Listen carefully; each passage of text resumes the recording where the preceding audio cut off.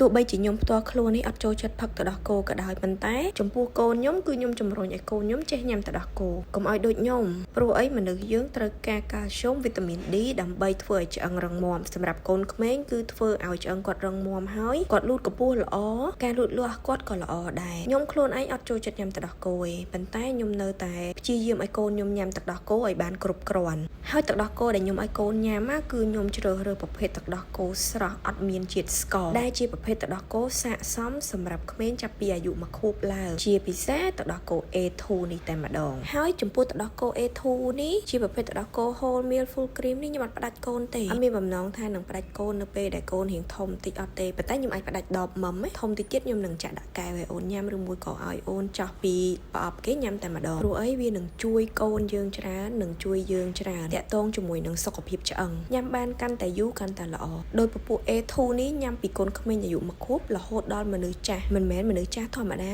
គឺចាស់កោងខ្នងក៏ញ៉ាំបានដែរដើម្បីសុខភាពឆ្អឹងរឹងមាំ